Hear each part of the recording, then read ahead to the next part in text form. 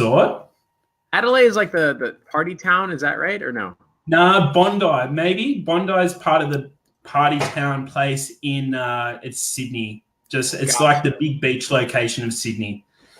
What's going on, the Australian Hustle? Welcome. I have my friend Jeff with me. Hi. I'm super pumped for this interview, Jeff. Look like a little schoolboy who's done cake. No, guys, the thing is that Jeff is very, very knowledgeable. That's a very professional way to say what Jeff does. Yeah, let's do that. I mean, you're talking to a guy who has a butt on his shirt, right? Like, look at that, right? That's it. So, guys, I am super pumped to bring Jeff on. He's a funny dude, but he's got lots and lots of good information in his head. God, I hope so. That helps people to grow their businesses, get real results on Facebook, and all that other good stuff. So I'm just going to make sure BeLive is putting us in the right group. Perfect. Yeah. We already have 3 people on. So make sure you let us know you're watching. Arjun, how are you, mates? So, Jeff, do you want to give us an intro into who you are and what you do? Yeah, so I'm based out of Miami, Florida. So like when you imagine the United States, there's that little hanging state of like, you know what I mean? Like we're all the way at the tip, right? Like I'm all the way at the bottom of the tip of the thing that dangles off the United States. And so I'm in Miami, Florida. I'm all the way at the bottom. And I run a Facebook ad agency called Cool Beans Digital. And I've got like a cool like office space, something like that. I actually rent this from the back of a newspaper building. And so I'm going to turn my camera around. And so got like a huge ass whiteboard wall, right, that we had to paint. Yep. So like that. And we got like the green screen over there. And then over this way, like there's a secret room over there, and we're rebuilding like an interview suite so we can do like Lewis Howes interviews and like Gary Vee interviews and stuff like that. Yeah. And I remember when I started like doing Facebook ads probably like 2-3 years ago, I got Dan Henry's course. And like I was in Miami, and you have like this weird sense of like being alone. Like you're never really alone, but you always feel like you are, right? And I was like seeing everybody, like all the digital marketers are like in Boston or Austin or San Francisco or something like that. And I'm like, oh, nobody in Miami is here, right? But what's cool is like I started documenting my journey on my Facebook page, and then all of a sudden, like people from Miami started to like creep out of the woodwork, like it's okay to be a digital marketer in Miami, right? And so like then they started coming to me, which is like even cooler. So like last week we had like Arnie Giske, who runs the MEC, like Millennial Entrepreneurs Community, like 80,000 people. Tony Tovar does SEO out of like Austin, Texas. Elena's out of Toronto. She teaches people how to pass the PMP. She's got like, I think like 1,000 students a month signing up for her stuff. Cruzy was here, but I call it Crozy just to mess with him. Luis Alvarado was here. And like 5 or 6 other like digital marketers. And I was like, oh my God, this is like a real thing now. But I do Facebook ads, and I do Facebook ads for like bike shops and car washes and weird niches and stuff like that. And it's like, it's been a really, really cool journey. And I just launched a booklet. Check this out. It's a booklet. Oh, wow. Right? Yes. Awesome. So you've heard Grant Cardone, right? Grant Cardone has like, he's got the Millionaire booklet. I was like, why can't I? So like I have a booklet now, and the coolest part is like you realize that you're having these conversations every day. You're doing like learnings and experiences, stuff like that. And you know, like you're always going like, oh, why didn't they do that thing? So I just wrote it down, and there's like 22 of them. But the coolest part is that like, because I did this, I've got like 3 more meetings with 3 massage spas because they saw my booklet, and I'm like, oh my God, like I never thought like acquiring clients could just be simply like doing booklets. And that was one of the things. We had an author on last week who went to #1 with her book. Yeah. And she's talked about like writing a book is obviously one of the most expensive lead generation pieces that you can put together, but also one of the most effective. And now you have a book or a booklet. Anyway, it's like in the video, I go, guys, I have a book. Well, it's a booklet, but you know what I mean, right? So like, I get all excited for it.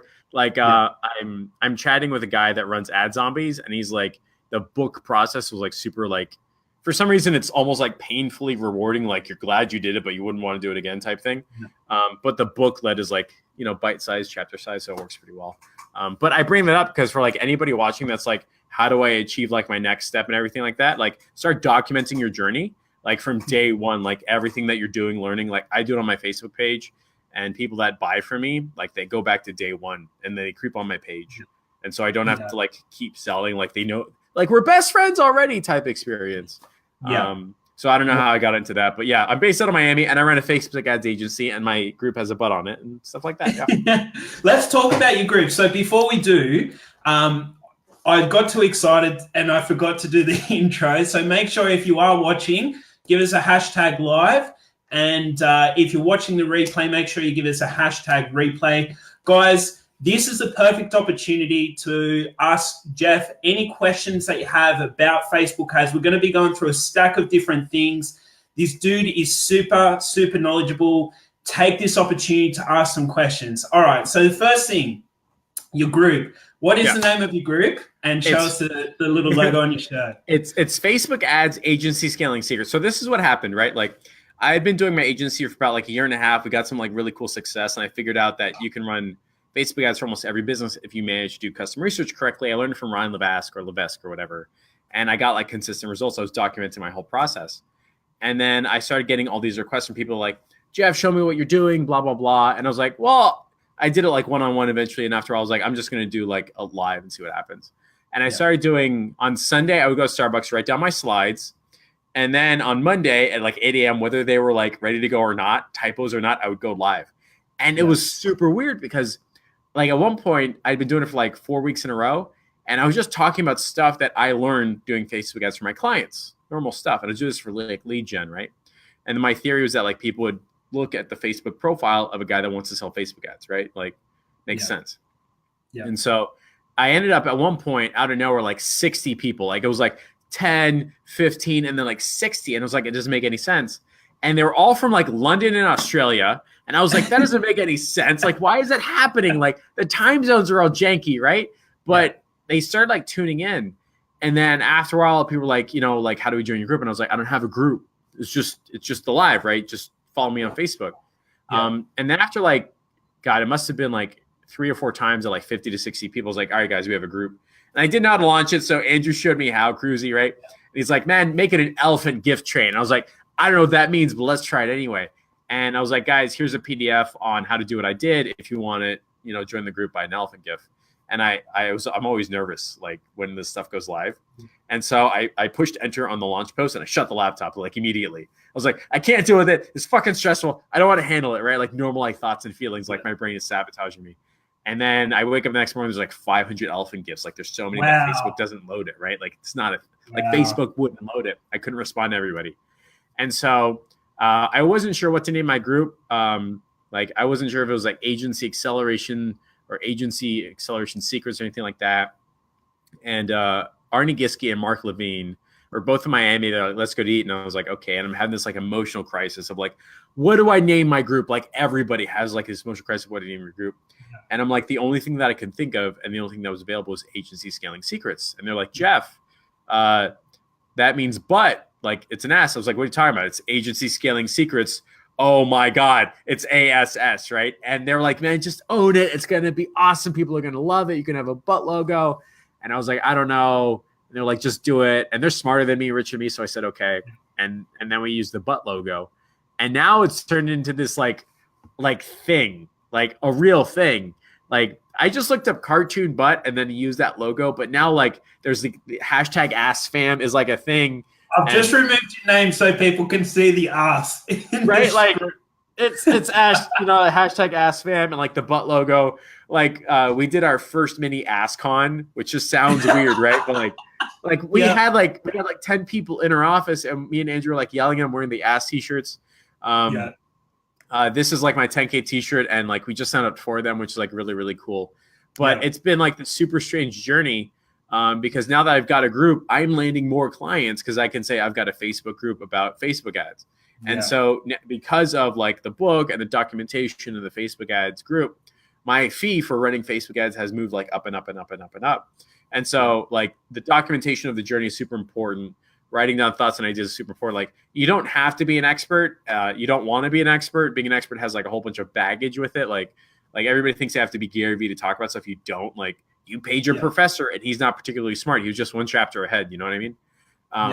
And so Yep. that was like the way I disarmed my brain from like stopping me from doing stuff. I was like, I don't have to be an expert, featured and flawed human being. I'm gonna mess up a lot. It's totally fine. And what's funny is like when I mess up, I go, thank God I'm not an expert, and everybody laughs. Exactly. But like it's been really, really cool. The group has been like absolutely nuts. I started the group in March with 0 people. That's not true. I'm a liar. You have to invite one person. So I invited Aubrey.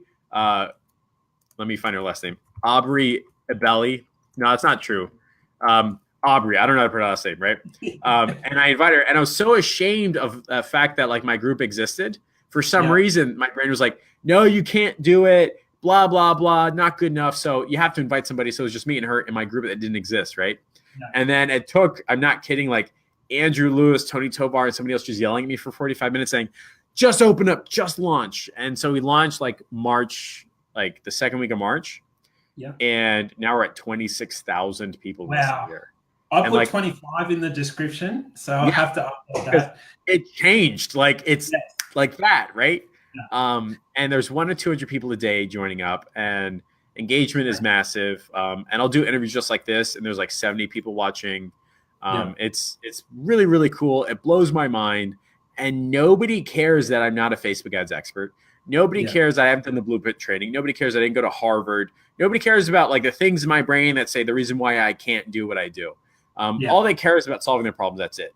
And so for people watching this, like everyone's got the reasons why they can't do a thing. Like it's in your brain, it's a thing, but you don't have to be an expert. You just have to solve people's problems, and they're going to pay you a lot of money for it. And that was my approach with Facebook ads. Like that was my approach with everything. Like just don't be an expert, solve people's problems. And then it worked.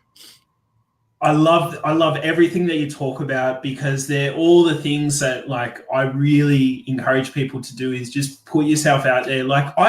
So this group obviously is we're only up to 800 people, but it doesn't matter how many people you have. The fact of the matter is you've got an audience. You've just got to do what you've got to do.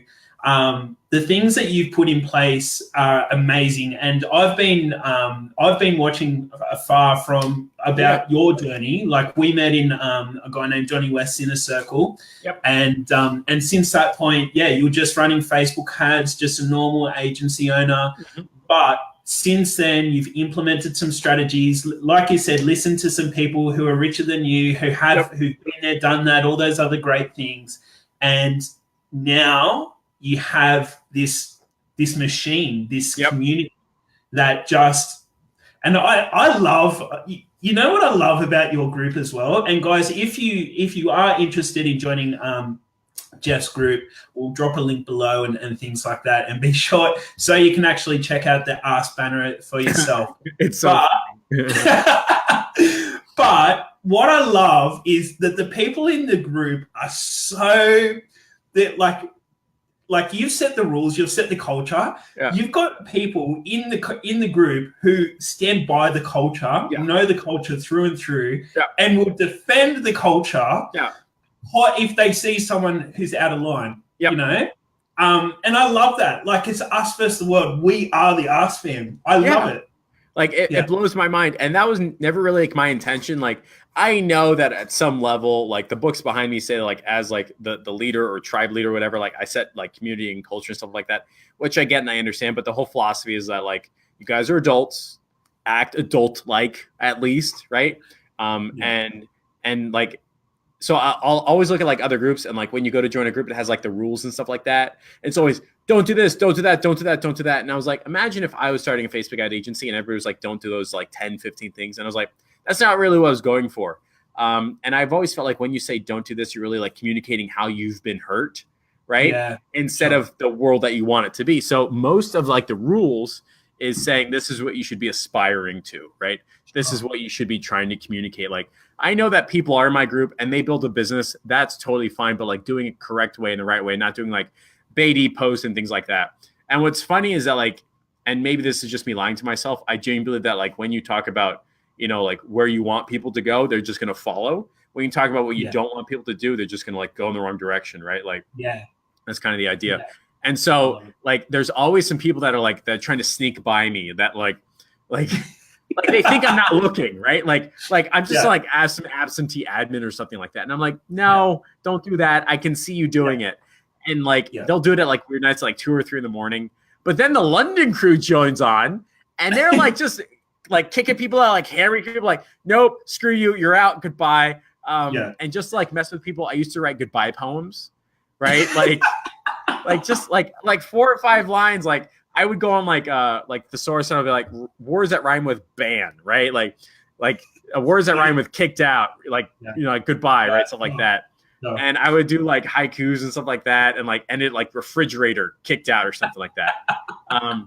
And it was like that was the whole idea. Like you really should be in a position to where you're allowed as like a non-expert to be part of a community where you're allowed to mess up. Like, hey guys, I did this thing, I didn't get my intended result, I totally messed this up, without having to incur the wrath of the experts. And that's really the philosophy. I mean, that's why we have a but, right? And the whole idea is to grow agency scaling secrets and stuff like that. But I always dislike the idea that like you would join a group and it was all the things you can't do. And when you like messed up, everybody will just like jump on you, like, whatever analogy that you want. And I was like, okay, so I don't want to do that. You know what I mean? I don't want to do that. And more importantly, I felt like artifacts and icons and logos, not branding, but like, the encapsulation of tribe into like a physical object or like a logo is important, right? Like, and so we ended up, I don't have my face on the logo, on the banner, right? Because it's not about me. It's about like the culture and the movement that we're going to. The only time people know that it's me behind it is because I'll do a live once a week. People ask me questions, and I'm totally transparent, and I'll even take notes for them. You know what I mean? And I try not to be like, you're an idiot, blah, blah, blah, because you're allowed to mess up. That's the world, right? Like imagine if you're telling like a soon to be plastic surgeon that they're horrible at their job or something like that. They're not going to be a plastic surgeon. And so the people that interact with the group, I genuinely believe are like the next iteration of like people who run Facebook ads agencies and are doing it without being like slimy or salesy or scammy or something like that. And I have clients in my group where I talk about my clients, about them in the group, and they're totally fine with it. They're like, yeah, that's part of the deal, right? And so like, I remember the biggest fear like a month before starting my group, and it was just my brain being shitty to me. And there's an ongoing saying in my inner circle, like, just tell your brain to shut the fuck up. Just tell your brain to shut up, right? Like, I know you have like your thoughts and feelings and ideas is why I can't do a thing. I understand, I acknowledge, shut up. Right. And so I can do my own thing. And because of it, like, I mean, I've given speeches to rooms of like 100+ people. And like part of my brain was like, don't do it. You can't do it. And I was like, all right, shut the fuck up. Right. But that's all just been part of the journey. And I think Facebook groups are like probably like the single best way of our version of our generation, of our iteration of technology to communicate problems and solutions en masse. 100%. Things like that. I kind of talked for a bit, but you know what I mean, right? Yeah, of course. No, and I just want to reiterate the point that you've made is like that community feel, because I think that's what in my opinion, what social media really does is it takes your individuality and what you aspire to, or what's important to your interests and your like what's important to you. And it allows you to connect with like-minded people across the world. So just because your neighbor's not into, digital marketing doesn't mean that you have to be friends with them. You can be friends with someone who's on the other side of the world, who has the same interests, likes what you do, wants to join the Ask Fam, and all those other great things, right? And so that's what it's all about. So we do have a question, Jeff. Hi, let's do it. Sam's asked, what book did Jeff write? Oh, so it's a booklet, right? But like the whole idea was I've been doing this documentation and writing stuff down and stuff like that. And I ended up putting myself in a position where I was creating case studies, like things like this, right? So I go to like Chamber of Commerce's and be like, hey, you want to talk about this? Give me a check, right? That kind of idea. But what was happening is they would always say, but what are your secrets? And I was like, Russell Brunson, word, right? But they were like, no, seriously, what should I do for my business? And I had that conversation so many times. I was like, oh, I should probably write this down, right? Like if you're talking about something more than 2 or 3 times, write it down and just use that. And so every time I yelled at a client or a customer or a student or somebody I'm working with, I wrote it down. And And then I just put it inside of a Canva, like canva.com. And I found a printer called Vervante based out of Utah, and they do all the stuff. And I've got a funnel that like I'm documenting all that. But it ends up just being like, it's 22 secrets, right? But it's like 42 pages because I talk too much, right? But like, here's like a simple one. People buy things with friends, right? Obviously. Yeah. And so this is like a mini story about how I had a chiropractor campaign that was totally bombing, like horrible. And then the front desk was like doing everything right. And I had no money to like figure it out, and I couldn't float them or something like that. And like literally I was like, all right, front desk, just do this. I was like, instead of saying, when would you like to come in? Right? Just say, who else would you like to bring with your appointment? Right? Things like that. Now, magically, one customer opportunity is like 3 or 4. And as it turns out, people only buy with their friends. Like if they don't have the social structure to confirm a purchasing decision, they're not going to do it. Like how many times have you like said, hey, I just bought this thing from Amazon, right? Look at my new shoes. And like, it's a social thing, right? And so I did that one script change to the front desk. And now they're like, this is the best campaign ever. I was like, it's the same fucking campaign, but it's just like one slight change, right? Yeah. And so like McDonald's problems, like all like these tiny things that like small parts of your brain that make you go like, oh, that's a good idea. Like I just started writing them down, and I challenge everybody here to do the same exact thing. Like when you're like, that's smart, don't write it down though. Like open up your voice recorder and just replay your sentences. It's easier for you to get that out and then go back and then edit it later. Like get something like recorded. And it effing works. Like it just consistently works. And you don't have to be an expert. You just have to solve people's problems, right? And so whether like you're in like the fitness space, whether like, I swear to God, you're a carpet cleaner. I don't care if you're like in that mental space or something like that. Or even you're talking about like standing desks and chiropractor or whatever it is, like whatever like your Jeffness is, just start writing down like those 2 or 3 small things.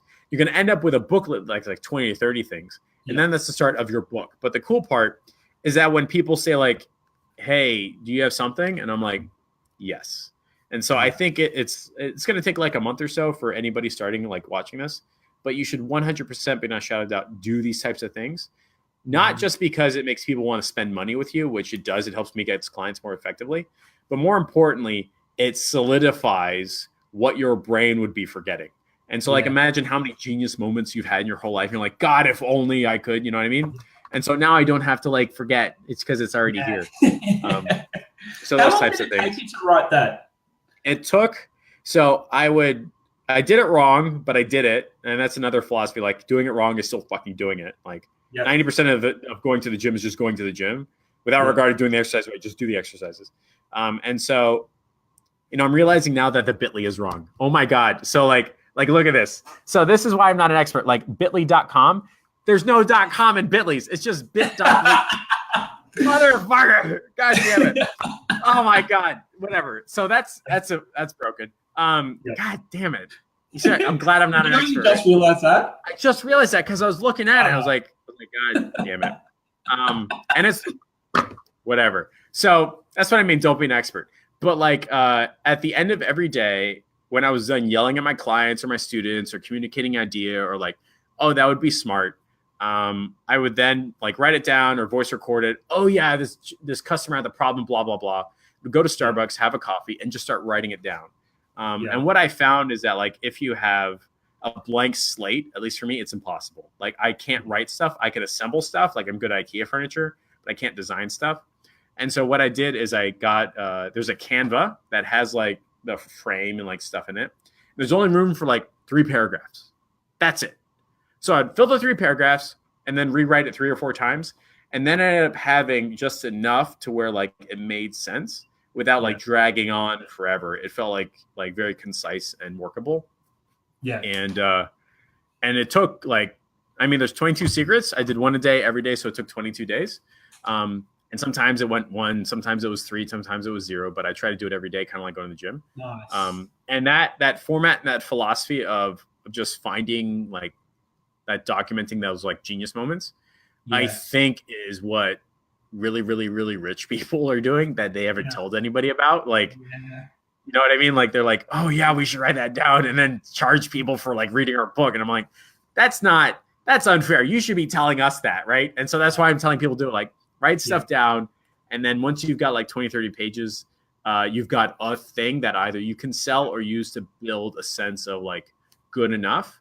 And once you've got that written down, I'm not kidding, your brain will give you permission to do a lot more stuff time and time again. So those types of things. I don't know if I answered their question, but whatever. Awesome. No, that's perfect. And I think that's a really good insight as well. And I'm actually going to start doing that. I've found that like I've released a program recently, and like just documenting it, having a structure where I can then jump in and add stuff. But I think I don't do enough writing down of, good things that are coming about, conversations that I'm having, and stuff like that. So I'm definitely going to take that. So I'm going to give you a great example. Before you and I are on the phone, your microphone wasn't working, right? Yep. Great. So here you go. Expert secret number 1, test your stuff before you go live, right? And don't change anything for a day before. I'm not kidding. Like people don't know that, right? Yeah. And I've been on interviews where people go like, oh, this is a brand new mic. And they're unboxing it like 15 minutes before. I'm like, do not do that. Do not do that, right? That is a bad call, right? So guess what? Like interviewing secrets. And this is your face. Secret number 1, don't use new stuff. So it's that kind of idea. That's brilliant. That's a brilliant example as well. All right. So we do have a question from Glenn. So which tools do you use to recommend manage social media, including ads for agency managing several clients? Yeah. We've tried tools like Sprout Social, but found they don't combine ads and organic posts well. Yeah. So I don't do any organic posts or social media or anything like that. I only do ads. And the reason for that is because the vast majority of success is coming from an ad, and the SMM or the SMMA or the posting does not have direct measurable results. And what I've said, like in my onboarding docs, I go, what are you spending on marketing? What's working, what's not? And 99 times out of 100, they say I'm posting on my wall and it doesn't work. And I know as an agency owner, I only want to talk about what works. That's why people keep me on, because I'm doing stuff that's working. And if it's working, if 100% of what you're doing is working, they're going to pay you more. So I don't even do that. I don't post on my client's wall. I say, you can pay somebody $15 an hour to do that if you want, $2 an hour in India. I'm not going to do it. I'm only doing stuff that generates you the results that you want. And then all of a sudden, it's a lot cleaner. All of a sudden, I'm climbing up that value chain. All of a sudden, Jeff's value isn't spread between a win and a loss. Now it's only the win. Yeah. So I want to challenge you and say, like, is the future of the success of your agency and what clients are paying you for and what your future clients are going to pay you for? Are they paying you to post on their wall, or they're paying you to get results from their Facebook ads? And so I want you to have that conversation. So now all of a sudden it's a lot cleaner, right? Now I'm not talking about like posting every other day and then mixing shit up and having a conversation about some fucking case study about how posting every day at 2:30 and 6:30 is good or anything like that. I don't do that, right? And what's more importantly is because, and maybe this is my assumption, that like doing social media posting is more like on the creative side. Like, do you feel happy with this, Mr. Johnson? Is this something according to your brand? Like shit like that. Like it's easy to argue yes, no, maybe, kind of. Versus running ads that get leads and customer opportunities. It's much easier to know the scoreboard and who's winning, who's not. And literally in my onboarding docs, I say, what does winning look like for you? And they say 30 customer opportunities a month. I go, you got it. So I don't even do that, right? So there you go. I don't even use Sprout Social, nothing like that. As far as running the ads, I do everything in my ads manager. Well, I mean, I set up a new ads account and I pay for it with my credit card. And then they write me a check for like the grand total of the program, which includes ad spend, which I pay for. And it's just easier. Like I've got like 10 accounts and I just go into one and I right click open tab and I check the 10 things that I do every day. And now I'm training my VA on how to do it, which is like a whole another shit show, but it's a different conversation.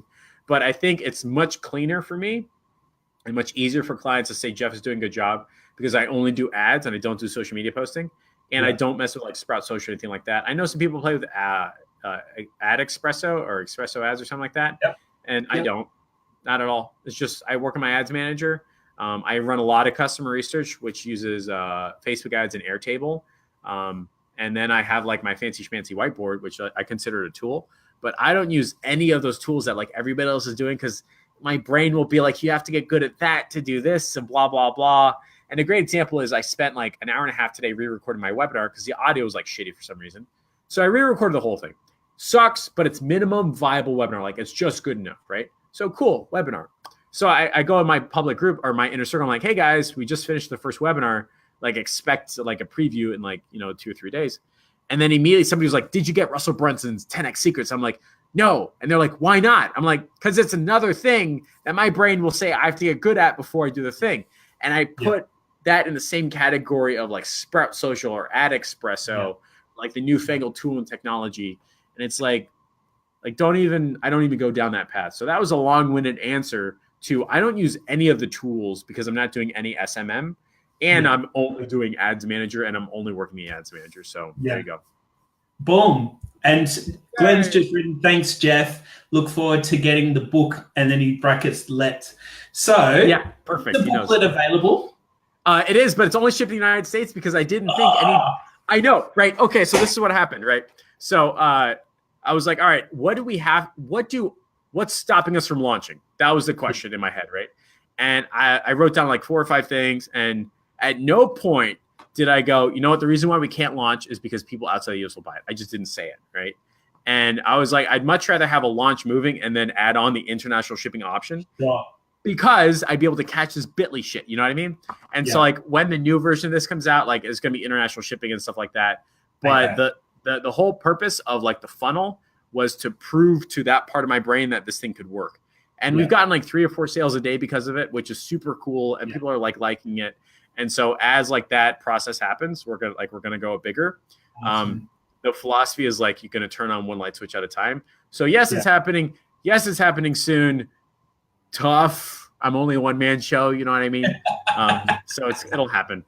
Yeah, sure. Yeah. No, and we'll work something out. And I'm sure. Look, I'll be sure to let everyone know in this group when Jeff's book does go international, so that we can all, because I'll be the first one to buy one. That's crazy. Like an international book. I'm like, man, I'm just a guy in a room. Like in the bottom part of America. Yeah, and like the penis part of the United States of America, and it's like international book and stuff like that. But I think that's super cool, and I appreciate the compliment. And it's all part of the journey. And so for people watching, like just start documenting like those little like genius moments. And you'll be mind blown, not just as your progress, but the way people will be like, I want to pay you to shorten my learning curve by understanding like that process. So things like that. And that's, I really respect that about you, Jeff, as well. You're so humble for what you do and the community that you have and like all those other things, right? And it's crazy, like, there'll be points, obviously, like I feel like I'm going through this sometimes at the moment, is like you'll wake up one morning and go, everything's shit, life sucks, blah, blah, blah. You know, I hate the world. And then you wake up the next day, receive a message to say, your shit helped me do X and it's changed my life. And it's like, wow, like I'm on top of the world. I'm, invincible and all those other things. But what I love is how humble you are, like regardless of all the other things that are going on, your famous booklet that's going to be international sellers and all those other things. I really respect that. So let's talk about how to run ads for any niche, even if you don't know what to put in the ad. So I learned this through a guy named Ryan Levesque or Ryan Levesque or something like that. I've been saying Ryan Levesque because he has the ask method. I thought that's how it works. It's not. It's Ryan I understand. Yeah, I was like, it makes total sense, but it's not. It's Ryan Levesque apparently, and he has the ask method. And he's a neurologist that was like, look, guys, everybody's doing it wrong. Like, all you have to do is ask the right 5 questions. You get 95% of the way unlocking your wallet. I was like, that sounds like something I want to do. And so I took his 5 questions and I started running it as an ad to figure out if people wanted to buy a car wash or a bike or something like that. And all of a sudden, like, stuff lined up really, really quickly. So if you ask, say, like, so if you ask your client, what do they want to buy? They're going to tell you something. They're always wrong every single time. Like, everybody's like, what do you want? I want a Lamborghini and a Husky and a mansion. No, you don't. You think you do. You don't, right? Like, you don't understand it. So instead of asking people what they want, you ask them what they've tried, their fear, their roadblocks, what do they want to learn, things like that. And then you create a product or service around that, which is kind of interesting. That's what he's been saying. And so I was like, all right, so I've got this bike shop client. I don't know anything about bikes. I don't know if bike's going to work. He wrote me a check. What do I do? And so I ran customer research to everyone that could buy a bike in Miami. And I was like, hey, everybody, Jeff's Bike Shop is opening up and we're thinking about introducing something new. Fill out the form and let us know your thoughts about biking in Miami. Something like that, right? And immediately, within like 3 days, I spent like $20 and I got like 30 responses. I was like, oh, this is cool, right? That's so this is just a survey you posted through Facebook ads? Yeah. I did it. I put it on their wall like a post. Yep. And then I did an engagement ad, right? I did an engagement ad, right? And I just said everybody within like 4 or 5 miles. Yep. And all of a sudden, people are saying like they are sick and tired of having to worry about being hit by a car, and they wish that they had a professional group to go with, and like they're sick and tired of like bike shops like ripping us off. So guess what's in the ad? Are you sick and tired of bike shops ripping you off? Do you always wish you had a group of professional riders to ride with? Do you need a solution about how you're always afraid of getting hit by a car at night? Great. My name is Jeff. I'm doing something amazing to promote my blah, blah, blah. And all of a sudden, people started signing up. And I was like, what? Like, what? Yeah. And as it turns out, like people will act when you've identified what they're sick and tired of. Like people only move when they're sick and tired. Like you're sick and tired of your car making that noise. You're sick and tired of the AC not working. Then you're going to move, right? And you just have to remind somebody they're sick and tired. And then they go like, oh, I totally forgot, right? And so we reminded people in Miami why they were sick and tired of something. And then what happened is they actually showed up in the store. And that's when the ding and the epiphany and the light bulb went off. Like, all you got to do is figure out people's sick and tires, what their needs, wants, fears, and goals are, what they hate, what they tried. Don't ask them what they want. They never know. They're always liars. Like, they'll never tell you correctly. Their brain doesn't know either.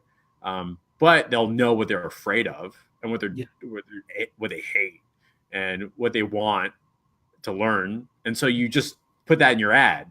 Like, and now all my ads follow the same format.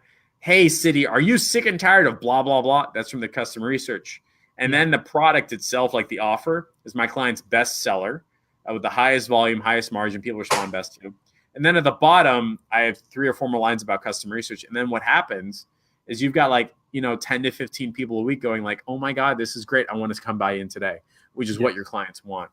And that's how I end up like accidentally like landing weird niches. Like nobody can run ads for child psychologists except for me because I do customer research first, right? Like, and the customer research process is not hard. For $18, you can pay Ryan Levesque and he'll give you a book and show you how to do it. And like what the biggest like mistake that people make is that they'll get like a bike shop client and then or a chiropractor client and they'll be like, oh my God, I need a chiropractor ad. And they'll be like in Texas or something like that. And then they'll get a chiropractor ad from somebody in New York. And then they run the chiropractor ad bombs. They don't know why. And everything is horrible and blah, blah, blah. But people in New York talk totally different than people in Texas. It's 100%. Like they don't use the same language. So why would you expect your New York chiropractor ad to work in Texas? It makes no sense. It's the same reason why when somebody's from out of town.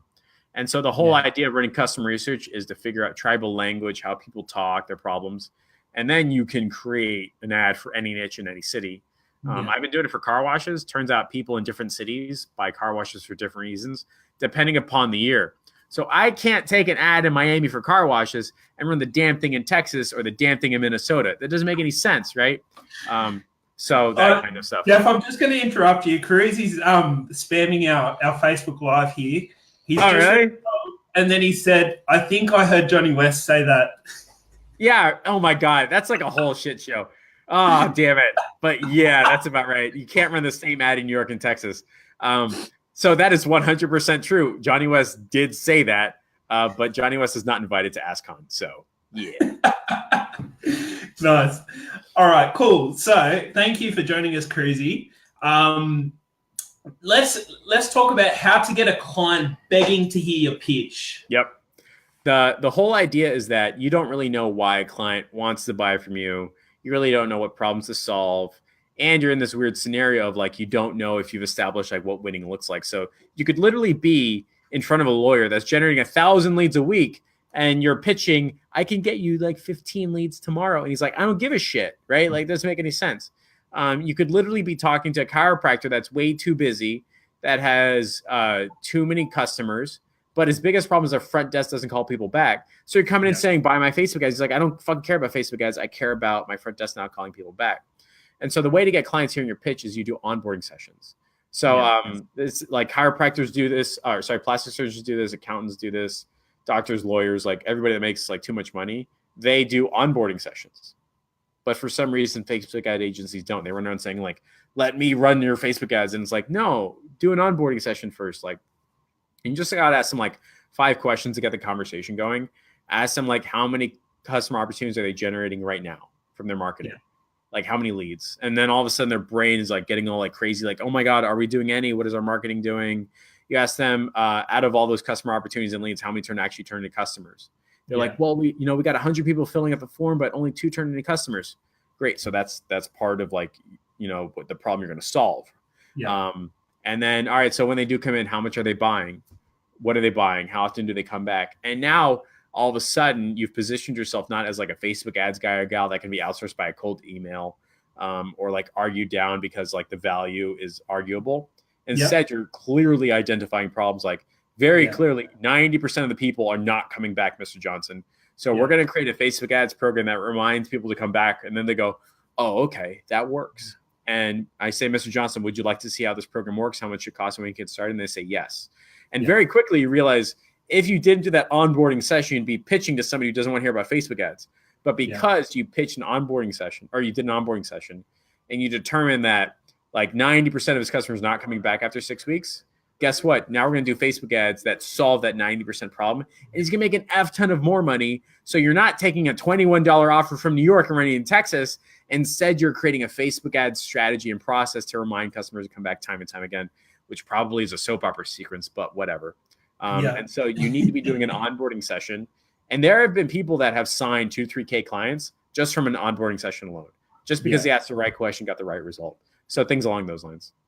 And that all comes, well, first of all, what you're talking about is setting the expectation and really just meeting needs, which is exactly what you're doing running the Facebook ads in the first place anyway, is correct. Like the customer research, the setting up and setting the structure up, getting everything right before you run it is you're doing the hard work so that the ad just works, that it just does what it needs to.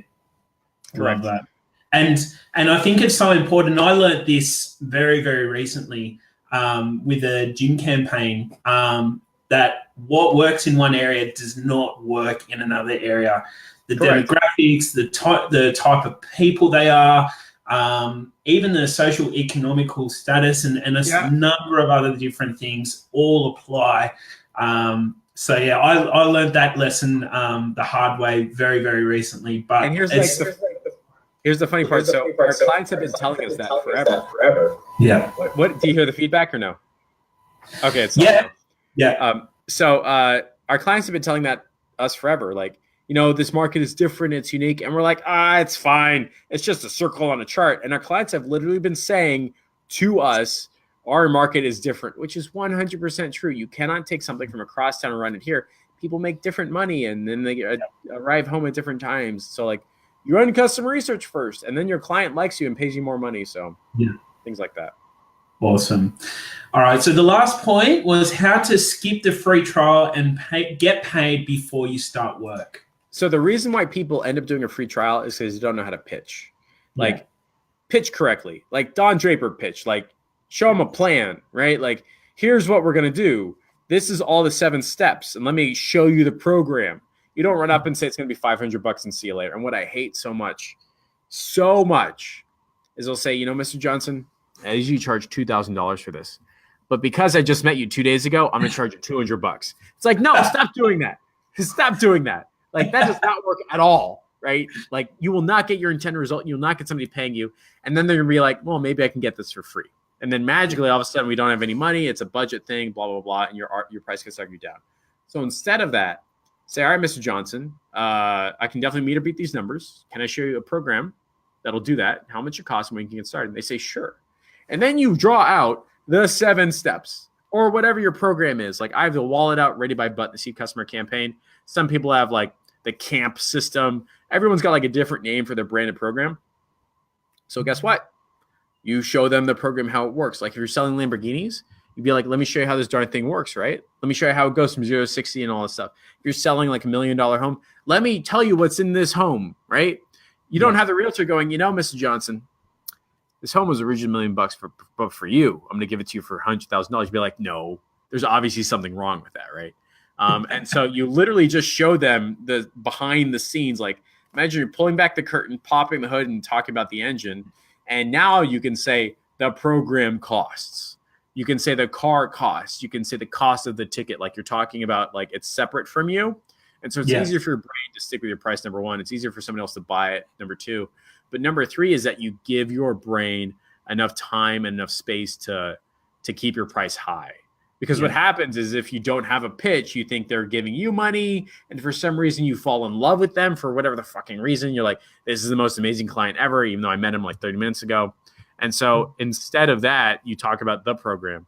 And when the program bombs, which, you know, there's always a month that is, you've got 6 or 7 other things that are working.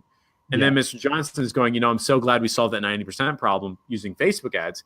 You're going, thank fucking God, because we only got 10 customer opportunities this month instead of 30. We have to rerun customer research. And he goes, oh, that's okay, because, you know, that's part of the program, rerunning customer research. You go, you got it, Mr. Johnson. Yeah. And so things like that, like the reason why people are not landing clients has nothing to do with the price. And it's everything to do with your process, like how you're selling. So like instead of just running up and trying to choke somebody to death to pay you money, onboarding session, do the pitch, and then say, do you see how this program can solve the problems in your business? And then they say yes. You say, well, would you like to see how much the darn thing costs? And then they say yes. And you say it's $2,900. When would you like your results to start? Then they say tomorrow. And then you go, great, I need a check. And you're like, okay. Like that whole process, like don't rely on your brain to wing it. Like there's people that I know that are still trying to wing it after 5 fucking years. And I'm like, maybe you should not be winging it anymore. So things like that. Boom. Or really, I've definitely taken some bits and pieces out of that. I've been working really hard on my process, but I love hearing everything that you've had to say. I don't know if you remember, I actually picked up whatever the last offer you had last week. It was all your, I think it was, it included your slides from Chamber of Commerce. Yeah. And all that other stuff. I was still it need the going out of sale bundle or something like that? One. Yeah. The Chamber of Commerce slides is going to be nuts. So like, there's a guy in our group, Andrew Page. He's gotten so good at this. He charges people to sit in the audience of him pitching. Like, isn't that nuts? Like, people would kill. They would kill to have somebody in the seat. And Andrew's like, it's going to cost you $25 to sit there. And people are paying it. Like, he's selling out rooms of like 30 people. And it's like, holy fuck. And so it's from the Chamber of Commerce slide. So that's what you got. Yeah. And there's a number of other different things I'm loving. I'm really looking forward to go through. But that I love everything that you've talked about. Guys, if you are watching and you do have any questions, please drop it below. Even if you do have a question after the replay, I'll make sure Jeff comes through. But Jeff, there's one, look, I do have to go in about 5 to 10 minutes, but there is one more thing I want to ask you. And this is what I really, something that I really find that underlines what you do. And that is that you yell at your clients consistently. Yeah. Can you just expand on that? You talk about it a lot. So at first I was like, I love my clients. They're so great to me. They would never do anything wrong. And then one of my clients, it was the car wash, who was like, Jeff, you know, I like what you're doing, but it's just not working. And I was like, what are you talking about? We got like 100 customer opportunities a month. He's like, yeah, but you know, my staff is saying that like nobody came in and nobody's calling. So the darn thing's not working. I mean, look at the numbers. And he shows me the Excel spreadsheet and like, there's like his sales, and then he hired me and his sales are flat. And I'm like, well, I can't argue with that. And he's like, yeah. And I was like, let me see what I can do. So I started calling back the leads myself. I called back the leads. I was like, I'm just going to call them back. Hey, this is Jeff Miller, Jeff Miller's Car Wash Company, just checking in, seeing how like your experience was, right? And then I found 3 things out pretty quickly. The first is that some people actually went in and bought. They actually paid money. Yeah. But I didn't know, and he didn't know. The front desk knew, but they lied, or they didn't know, right? The second is some people were waiting for a callback, like the ad says. And the front desk said they called everybody back, and I'm like, I've got people on record, on a recording, saying nobody called them back. That was the second thing. Yeah. The third thing I realized is some people actually went in, tried to buy, but the guy was an hour late opening the shop. Yeah. And I was like, hold on a second. Hold on. I did my job. The customers did it as they were instructed. The front desk messed up. So they gave the CEO a bad message. So now I'm getting fired.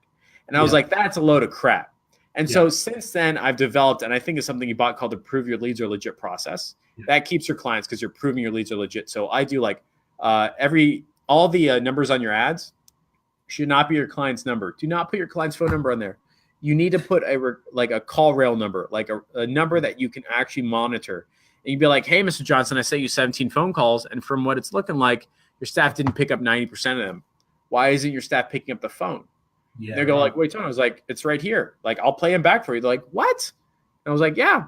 They're like, I was by the phone the whole time. I was like, is your phone on mute?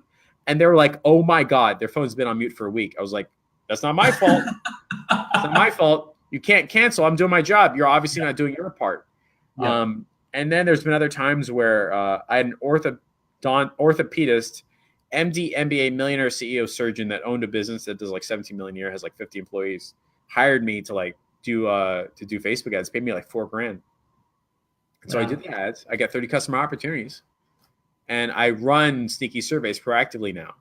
I'm texting people back saying like, hey, how was your experience? And then they tell me, they're like, it was great. I went in and I got this surgery. Thanks so much for following up. And I was like, perfect. Great. Yeah. I waited for the CEO to call me. I said, let's do our strategy. So he says, Jeff, this is not good. I was like, what are you talking about?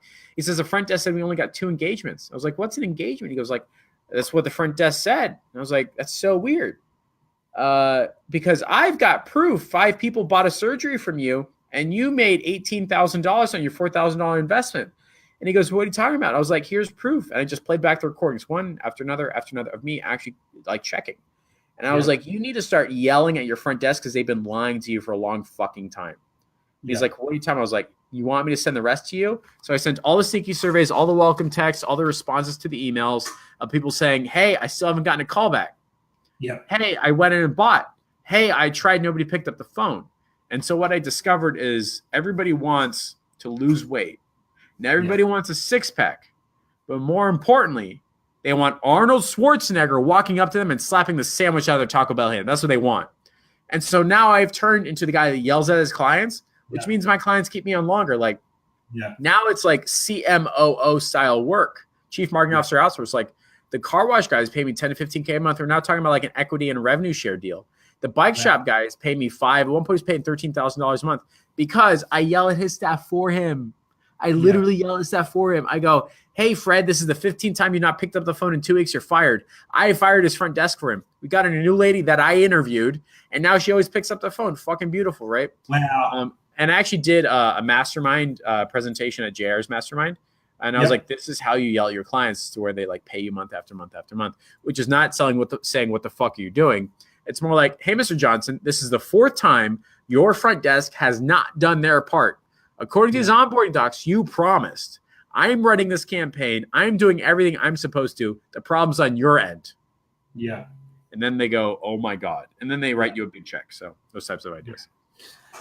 Perfect. And so what it's really doing is it's opening up the communication. And what I think it's also doing is it's showing you give a fuck, that it's not just about I'm collecting my paycheck and I'm out of here. Like I'm doing everything that I'm supposed to, and it's my version against yours or anything like that. It's like, I care about results.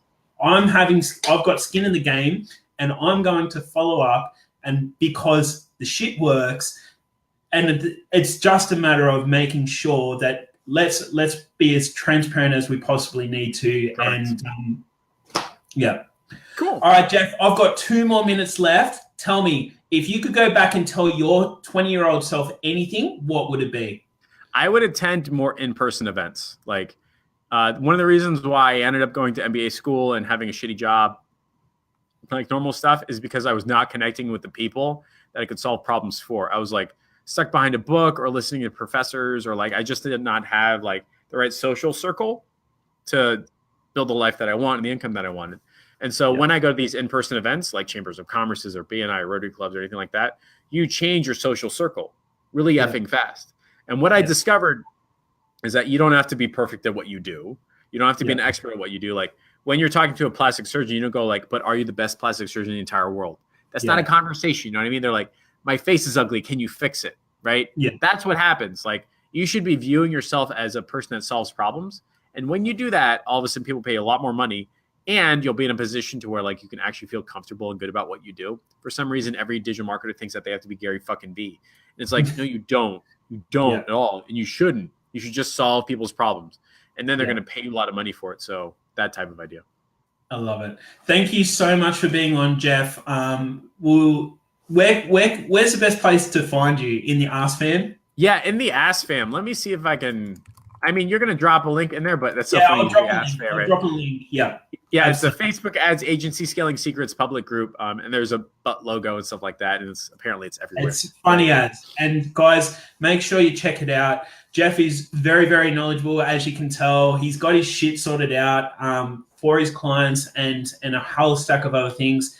Thank you so much, Jeff, for jumping on. This has been amazing, and I've really enjoyed this. I've gotten so much out of this interview, and there's a lot of things that I'm going to be taking down as well. Cool. So much appreciated. You got it. Great interview, man. I appreciate the love. Awesome. All right. Love you and leave you all. Go get it. See you later.